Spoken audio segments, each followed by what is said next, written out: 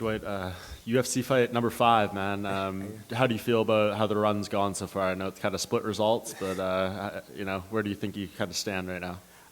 It's a little strange. Every fight I've had has been some kind of like weird thing, right? Like I've had great finishes, but then I've had controversial wins too and losses. So I'm ready to just go put stamps on every fight. Like I think I said it before. I'm fighting for the finish now. I'm not fighting just to knock people out and knock them down. I'm not fighting to knock them completely out and finish the fight. So I think I'm trying to make more statements like that going forward. What's kind of the change in mindset? Like, did something happen? Was it just the result of the last fight that made that click for you? Yeah, it was the result of the last fight, man. I'm trying to stay composed, you know what I mean? But it really opened up a lot of things in my mind. But I realized that I'm trying to go through this rule thing of keeping this a competition. Okay, this happens and I win. But now it's like, no, this is a fight. I got to fight and make sure I win. And that's a whole shift. Like everything changes now. So I think that's going to be reflected in this performance. Yeah. Do you think Stefan's a good opponent to bring that out of you, or do you think it doesn't even matter? You're going to do that against any opponent? I can't let it matter, because if I allow the opponent to bring it out of me, then it's going to be spotty. It has to be no matter what, no matter who, always going to be on. Yeah. Do you think you're going to get an extra boost on Saturday with the fans in there behind you? 100%. Because the fans, not only do they make like a great atmosphere for the fight, but they let you know when you're doing things right. Like you hit somebody a couple times and you hear, you're like, okay, I'm doing something good. Let me keep doing this for a while. So that's gonna be a great help also. Awesome. Thanks, man. All right, cool. Over here, other side. Oh, hey, how you doing? Good. How you doing? Pretty good. What do you make of Stefan's skill set? He obviously hasn't fought since his USADA issues. Do you watch tape? And if you do, like anything about him impress you? Oh yeah, I watch a lot of tape. Impressive. I like fighting guys like this because these are the kind of guys that I've been training to fight like my whole career. Because I started out as a striker, and then people try to take me down all the time. So that's one thing. But what makes him extra special is that his striking is kind of like a karate style-ish. It's kind of like, it's not the standard of boxing. And these are the people that I excel at fighting the most, because that's kind of like my background. And it reminds me of sparring in the gym when I was like 16, 17. Like this kind of like weird jumpy movements and stuff like that. That's me all day. So I'm very excited to compete in this one. What do you mean when you say you've been training for like a specific fighter like that? Just his skill set, or like wrestling wise? It's kind of like somebody who strikes and then goes for the takedown. It's like that's been like the bane of the existence of many strikers throughout the years.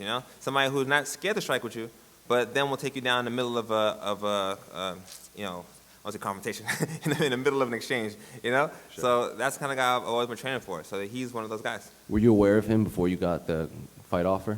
No, I didn't hear him before, but I watched a lot of tape on him.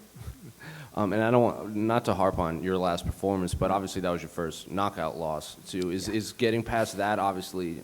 What's it like mentally coming off of your first? Because you've lost before, but that was obviously your first stoppage loss. So mentally, what's the big difference? I mean, it's hard because when I don't want to lose ever again. But what I do, I get really upset. So this particular one made me even more so, because I felt betrayed almost. It was like by myself. It was like I felt like there was nothing I could do to bring it back. I felt as though I should have been allowed to continue. All these things in my mind. When I get beat up, like God forbid. But when I do, I don't care. I'm like, yeah, man, that guy beat me up, man. That's whatever. That's just what happens, But when there's a doubt in there, that's when you can't sleep at night, when you're tossing and turning, and what if this, what if that. That's when people come and tell you stories about, yeah, I was watching the fight, and you should have did this, and this, and this. And they tell me all the things I should have did, and I can't say no, because, I didn't win. So this particular fight going back in, I'm very interested in seeing how I feel when I hear the sounds in the cage. It's one thing to spar and train, but another thing when you see the person cross and you hear the referee and you hear the footsteps in the cage, that makes a whole different story. And I want to see what my feeling's going to be, but no matter what I feel, I'm going to perform. So that's the most important thing. And finally, who do you like in the main event between Usman and Masvidal? I'm going for Masvidal.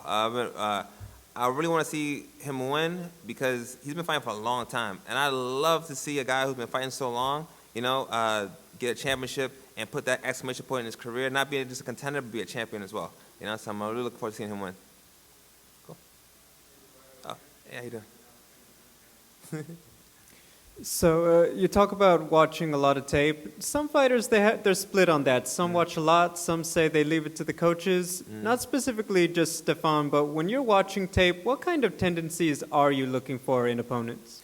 Oh, I mean, it's nothing fancy. Just like I can knock the person out here, here, here, and here. You know, that's how I look at it. Because, I mean, my fight is pretty straightforward. You know, like I'm trying to knock the person out all the time. That's like just what I'm setting up. So I'm looking for opportunities to do that. And it doesn't mean the person's not good. I mean, everybody has opportunities, you know, but I like to hone in on those and then structure my game plan around that so that I can perform freely. Because if I don't think about that and I just say, you know, don't go for it, just go out there and fight and see what comes to you, I'm going to be thinking about it all the time during the fight. It's just how I am. So in the past, I've tried to get away from it, but now I am fully embracing exactly who I am inside the cage. So I'm going for it no matter what, you know? And just a quick note.